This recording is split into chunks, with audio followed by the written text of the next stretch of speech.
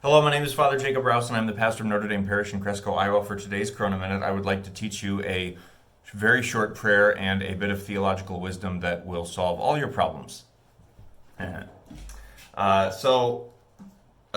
first heard this phrase from Father Robert Barron, who's now Bishop Barron out in California. But he was teaching us a class my first year of seminary, and it was called Doctrine of God. And we went through theologically, anthropologically, sociologically, all these ologies of how, who, what, why, when God is, and how he relates to humanity. It was fascinating, and I loved it.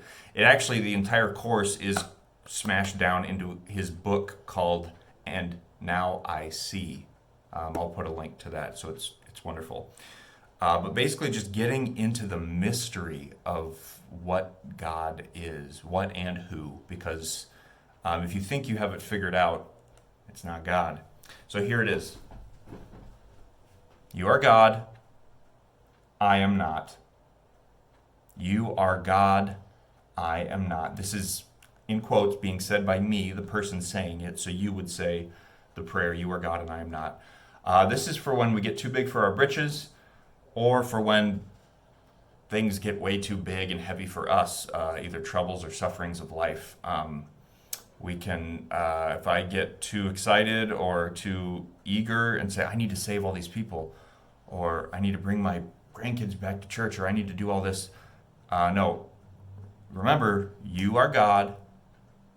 I am not. Oh my gosh, there's so many emails, so many things I have to do for work, so many things, so many deadlines. Okay, you are God. I am not. He's God. You're not. When you're looking at the cross, gazing on it, and wondering, why the heck did you do that, Lord? Like, this doesn't make any sense. All I see is darkness and suffering and misery, and your bloody, naked, humiliated body. Oh yeah, you are God, and I am not. You've got this. Everybody chill. God's got this. So it's highly simplified, and I would love to spend like an hour talking about this, but like the simplicity of the phrase, I want to try to keep this video simple, because the hardest things are to teach really in-depth theological mysteries in a philosophical terms and convey them to humans, and equally as hard to teach and talk to preschoolers and kindergartners when I go into their classroom. So it reminds me to be childlike. This phrase reminds me to be childlike. I think the origin is, I don't know, Father Barron probably got it from some saint, some author who got it from some theologian, some saint, and passed down through the centuries. But I think where it could have originated from, or the spirit of it is, when Moses, I gave it away, when Moses goes to God and says, I have a speech impediment, I can't talk to Pharaoh, I'm scared, what's going on? Tell me who you are, give me your credentials, so that I can have some clout behind me. Are you Ra? Are you Zeus? Are you Baal? Who are you? And God doesn't give a name. He says, I am who am. I am that I am. I am who is. I am Jacob, son of Dan and Janie, Catholic priest and adopted son of the Father through baptism and through grace. When I say my name, I have to put those qualifications to it, same as you. You have to say who you are, who your son or who your parents are. All those qualifications need to be put in place. But God is the only identity who can say, I am just what I am. I am the source of all being. And that's what we would say about God, is I am the source. He is not a being. He is not the biggest being. God is the source from which all being flows from. Wow. Philosophy, metaphysics, so cool. So maybe we'll touch this, attributes of God, another time, but it's really, really fun to play with. So I encourage you, experiment with this phrase. This is Exodus 3:14, by the way. Go read the first 3 chapters of Exodus and the whole thing. It's so good, especially chapter 3 when God calls Moses. There's so much to unpack there. I'm so excited.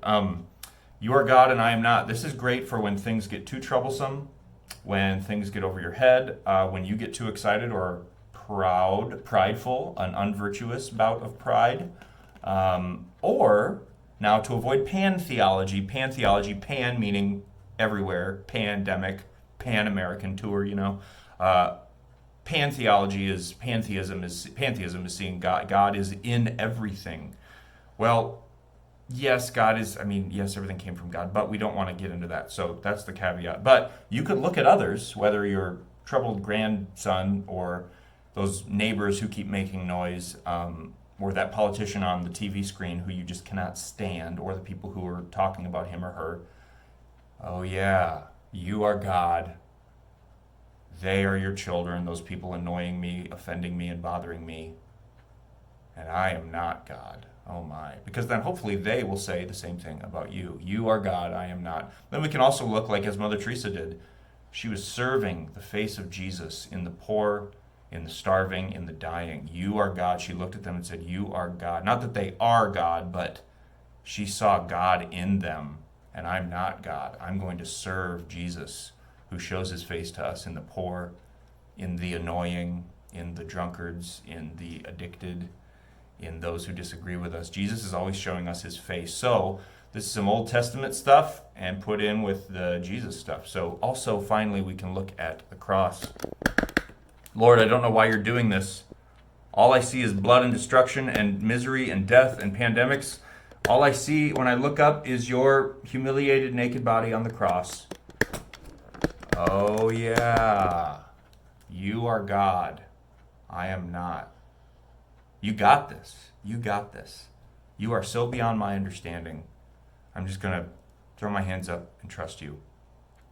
So experiment with this prayer. Say it throughout your day. Put all the things you encounter through this lens. See what happens. Tape it to your bathroom mirror, or as you get up in the morning, tape it somewhere where you'll see it. Or you could even say it while you're washing your hands, which you should do right now.